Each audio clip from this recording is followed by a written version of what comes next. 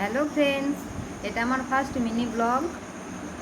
তো এটা হচ্ছে আমার মেয়ে, চুলগুলো লম্বা লম্বা হয়ে গেছে, তো তাই যাচ্ছি পার্লারে চুল কাটাতে। তো আমরা এখন বাড়ি থেকে বেরিয়ে গেলাম, আমরা তিনজনে যাচ্ছি। আমার ননদ মোবাইলটা ধরে আছে, আর এই যে আমার ননদ, ওই যে আমার মেয়ে। এখন আমি মোবাইলটা ধরলাম, তো এখন রাস্তার মধ্যে যাচ্ছি।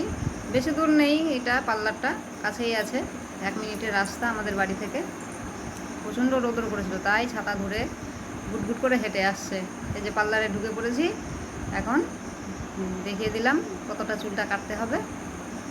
তো এই যে এখন স্প্রে করছে জল দিয়ে, চুল আঁচড়াবে। তো কিছু না, ওই যে সিম্পলভাবে কাটতে বলেছিলাম, তো সমান করে কাটবে।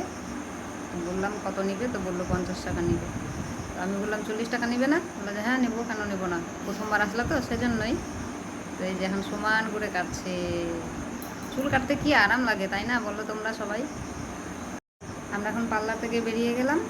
তো হঠাৎ করে মনে পড়লো আমার মেয়ের ক্রিম শেষ হয়ে গেছে, তো তাই একটু বাজারের দিকে যাচ্ছি। তো এই যে এগুলো কাপড়ের দোকান, এই যে কাপ প্লেটের দোকান। তো এই যে দোকানের মধ্যে পৌঁছে গেছি। এই যে ক্রিমটা দিল, তো ক্রিমটা নিয়ে সোজা এবার বাড়ির দিকে রওনা হয়েছি। রাস্তার মধ্যে কত রৌদ্র। অবশ্য রান্নাবান্না করে এসেছি। এই যে আমরা তিনজনে, আমার ননদ, আমি, আমার মেয়ে। আমার ননদ বললো যে একটু চলো তো কাপড়ের দোকানে যাই, একটু ড্রেস দেখবো। তো ড্রেস তো দেখলো, কিন্তু পছন্দ আসলো না, তো এই জন্যই আর নিল না। তারপরে আবার বেরিয়ে গেলাম। তো আজকের মতো এতটুকুই। টাটা।